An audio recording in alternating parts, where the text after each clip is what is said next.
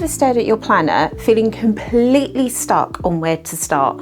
Well, if you have, you're not alone. I did a poll recently and I asked on my YouTube channel community post, what's the biggest reason you struggle to stay on track and get things done? And the overwhelming response was that people feel overwhelmed and don't know where to start each day. That got the most votes. The others were, I get easily distracted, such as social media and notifications. I don't use my planner effectively or follow through on plans. Those two both got around 25%. And then I gave a something else comment below, and there were a few different things, but it was generally to do with feeling overwhelmed and not knowing where to start. So if that's you, I'm going to share some tips. Full disclosure, I have been experiencing a little bit of, I'm not sure if it's planner burnout or just life burnout. So I didn't post a video last week, but I still kept in touch with my planner. So let's flip to the flat lay view so I can show you my planner and give you some tips on ways to navigate feeling overwhelmed and not knowing where to start. Let's get into it. Right, so first up, I've got a new mic. It's a DJI, I think it's called Mini. I used to have a Rode Mini shotgun mic, which was quite good. But I feel like this might be a little bit better just because it's a little, hold on, I'll try not to make too much noise. It's a little clip-on situation, a little lav mic. So we'll see, hopefully it sounds good, but this is the first video I've recorded using it. So hopefully, fingers crossed, it sounds good. Anyway, back to the video. So feeling overwhelmed and not knowing where to start with your planner, it can come from many things. For me, it's this past week it's come from just feeling really burnt out, and the burnout has made me feel overwhelmed with doing anything outside my part-time job. And the burnout has actually come from my part-time job, in that I've had last week and the week before pretty much presentations and consultations every single day. And because it's a creative job, you're not only doing a consultation and you're taking on someone's design problem that they need help solving, you're also doing presentations where you have to then present your ideas. And yeah, it's just made me feel a little bit depleted outside work. Last week I literally came home and just napped after work. I needed to. I physically couldn't carry on. So that prevented me from doing any YouTube videos because my energy levels were completely depleted. And then I felt bad because I wasn't sticking to the plans I made, and I just felt overwhelmed and not really sure where to start in terms of just coming into my planner and hitting record and talking about planner overwhelm, because I was currently going through a little bit of overwhelm myself. Now, when it comes to planner overwhelm and not knowing where to start, I would say that there are three core or key shifts that you need to make, or at least these are the shifts that I've made that meant even though last week I felt burnt out, I felt overwhelmed by doing anything outside of work, I still came into my planner every day. I still made notes. I still looked at the commitments that I had. I still thought about when I was going to do essential things.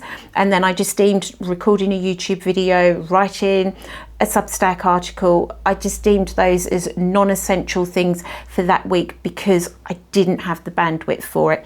Now, shift number one that I would say has helped me stick in my planner and still make plans and still keep on track would be keeping it simple. Now, I've said this before, when something is really complex or complicated, unless you've got some sort of system or habit in place where you are going to follow through on the maintenance of something complicated, you're just not going to be able to do it. It is going to burn you out and make you feel overwhelmed. So in this planner, which is my life planner for want of a better word, I really do just have no sections other than the monthly sections, and that's where I plan everything. I don't have a health section, I don't have a finances section, I don't have a household section, this, that and the other. Not at the moment. In the future I might add those in, but at the moment I don't have those things in here because they are kind of on autopilot to a certain extent. For health, I don't have any health issues. praise the Lord, and going to the gym and working out, and that just is something that comes naturally to me because I've built that habit over time. Finances are all in good health at the moment, so again, I don't really need to track anything. Household stuff, I could probably do a better job, but anyway, I'm going off on a tangent here. The main crux of shift 1 is keeping your planner with just the essentials so that you don't feel overwhelmed by the maintenance of a gazillion different things. And for me, I feel like at the moment in my season of life, it's 3 core inserts, and that would be my monthly insert for future login. I can jot down all of my commitments, what's going on in the here and now that is kind of immovable, if that's even a word. So it would be things like dentist appointments, doctor appointments, certain things going on at church that I want to attend, meetings that are coming up, Mother's Day, so payments for things. So yeah, there's a little bit of future logging in my monthly insert, and this is one of the key things I would say you need to have. Is there somewhere where you can log all of your upcoming commitments? The next insert that I would say is vital is some sort of weekly insert. It could be daily. Some people like a daily, but I think you need somewhere where you can see your week at a glance so that you can figure out where you're going to fit things in. Now, for me at the moment, it is a vertical week on 2 pages with an hourly schedule so that I can time block out my part-time job, jot down any of commitments, meetings, what have you that I've got going on, and then I can figure out how I'm going to fit everything else in around it. And I use these page flags for sort of things that I know I can move around if need be around my existing commitments. And then the third thing I would say is key would be some sort of inbox. I just have a very basic inbox where I can list down, say, things that I want to buy or things that I'm going to want to buy in the future but are currently on hold. Anything that I'm chasing. So for example, I was chasing a leave request, and I've just made a note of when I first requested it, when I followed up because I hadn't heard anything, and so on. So an inbox really is this place where you can jot down all of the tasks, whether they are tasks that are on hold, any follow-ups, any need to-dos, any to-buys, all of that kind of stuff. I like to have one central place where I log it all down each month. Now, this is my inbox for March. When it comes to April, what I will do is look at my March inbox, see what hasn't been completed, and then make a decision. Should this be carried forward into March? Does it still need to be completed? Is it still essential?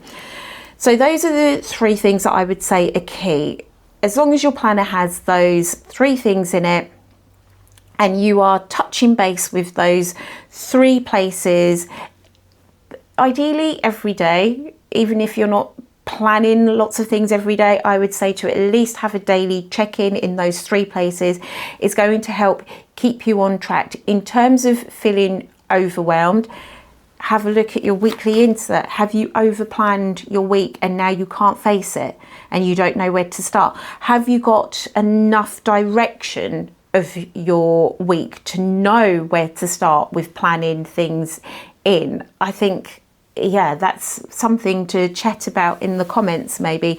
I know that if I just had, say, a week on one page, it was a horizontal situation or maybe like a sort of block situation, and it was just like a sort of almost to-do list scenario where I just had a few lines each day, that probably wouldn't work for me in this season of life. I need to see what hours I have left in the week for doing the other things that I want to do.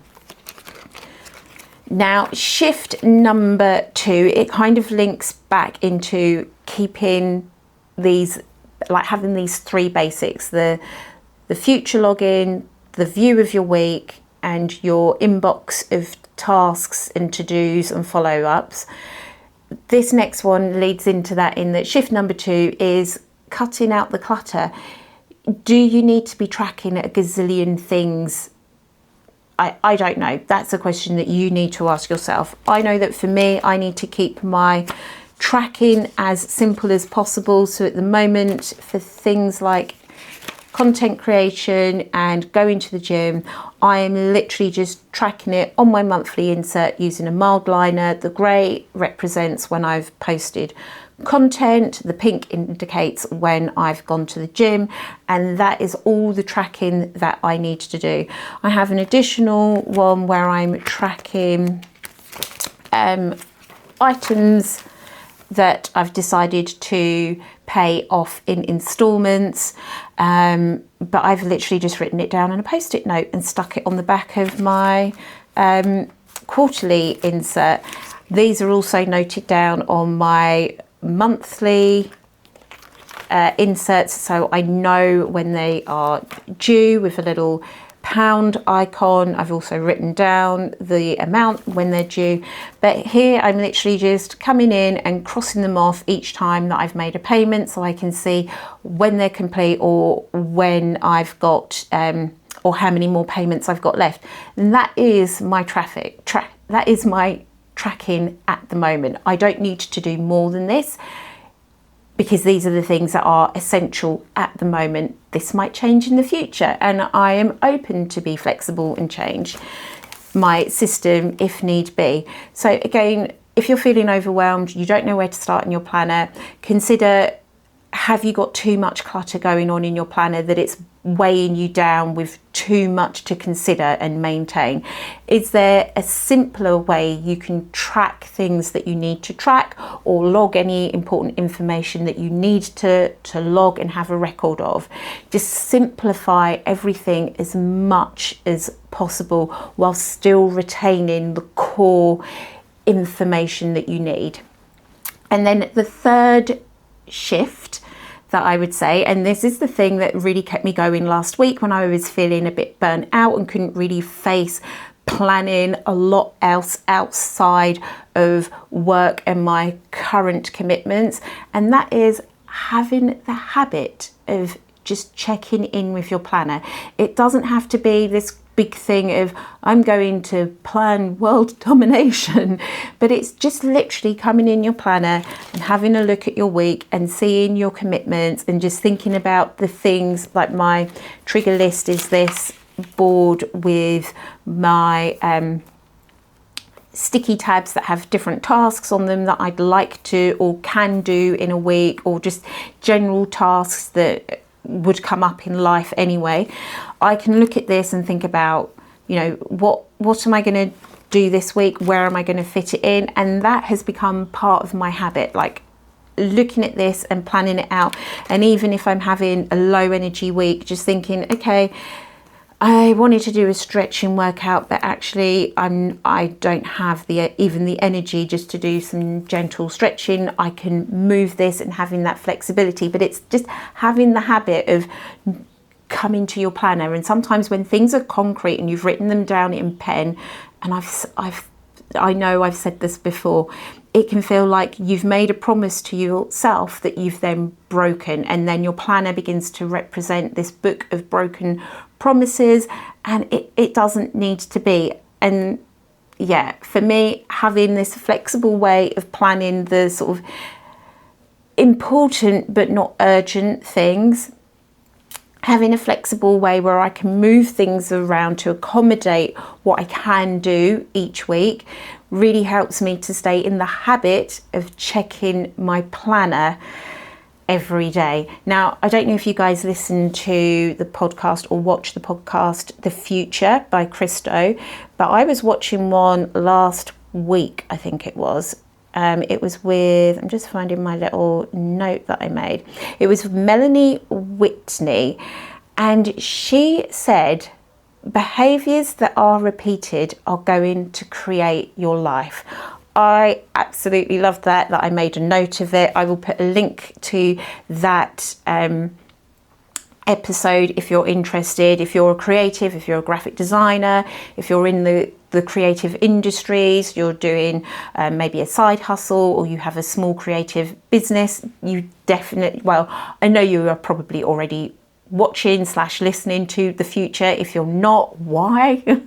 It's a great podcast full of amazing interviews. Christo asks some really poignant questions, and he has really good rapport with guests as well. So I highly recommend it. But yes, behaviours that are repeated are going to create your life, and they can either be positive behaviours that impact your life in a positive way, or they can be negative behaviours that impact your life in a negative way. And I feel like planning is a positive behaviour, but I've had to make it a behaviour, and that links back into my other 2 shifts that I talked about.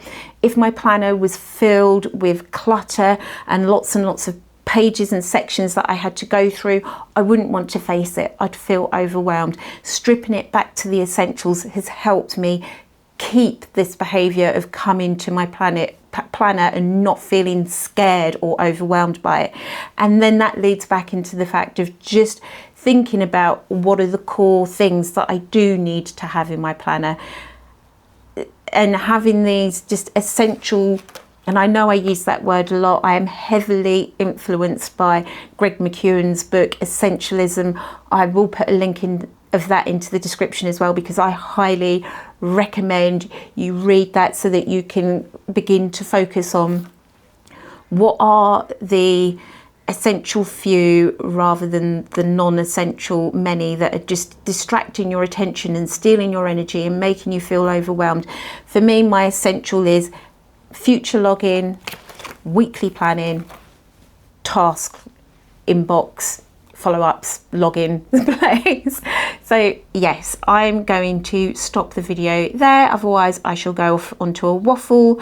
It's Monday. I'm feeling a little bit more motivated now that I've given my mind and my body a little bit of a rest from side hustling outside of my part-time job. I am cheering you on. If you've got any questions, pop them into the comments. I will do my best to respond. And yeah, bye for now, planner friend.